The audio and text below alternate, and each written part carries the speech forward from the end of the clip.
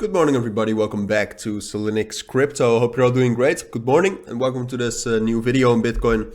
Quite an important update. We'll talk about the technicals briefly, what happened yesterday. Yesterday we actually got quite some volatility again, but we'll also talk about the fundamentals of today. There's quite some big news and quite a big event. One of them that Jerome Powell, the chair of the Federal Reserve, will give his testimony in almost 8 hours, but it's like it's 4 p.m. GMT plus 1. All right, so do the math.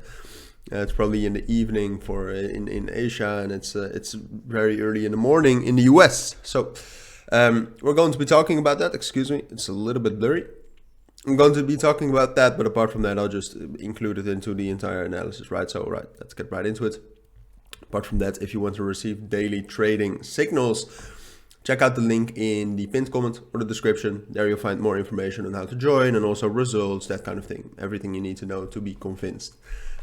Just kidding. But check it out if you want to. But now let's take a look at Bitcoin. So yesterday I found this kind of structure, which is practically the same structure that we have been in the last time we were relatively bullish like this. And the last time, what you can see, so we'll start with the technicals. We'll talk about the fundamentals as well. Don't worry, I'll leave enough time for that. But what you can see is that we kind of had this, the last time we had this drop down, the 24th. We found support and then we actually held that kind of bullish momentum a little bit.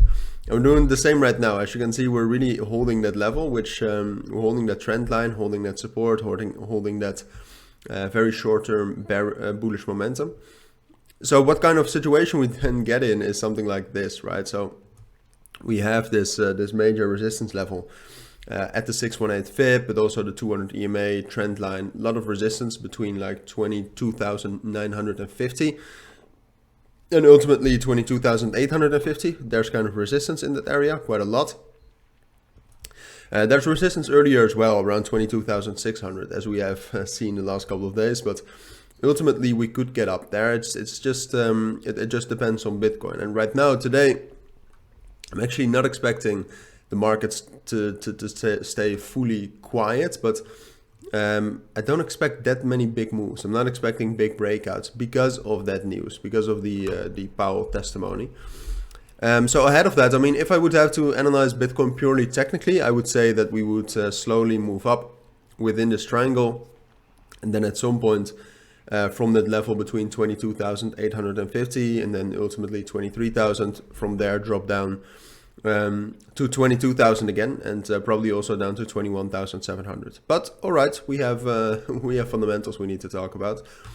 So the big thing with the federal, and apart from that, the dollar strength index is a little bit bearish, so that would speak in favor of something like this. But in the end, if you zoom out, there's still a lot of support, which kind of makes Bitcoin, kind of makes it neutral, which makes sense. It's also what we've been in the last week. But the big thing is this testimony. And the big things we're looking for in this whole testimony is, what will he say about monetary policy? Will he say that they're going to continue the monetary policy as it is right now? So with still some rate increases, but at the same rate? Or is he going to say that the inflation is likely growing again and that they need to step it up and become more hawkish in a monetary policy? So increase the interest rates with more or increase them for a little bit longer. And we have had quite a lot of economic numbers and economic outcomes that point towards that direction. So it's all about how he will react to that.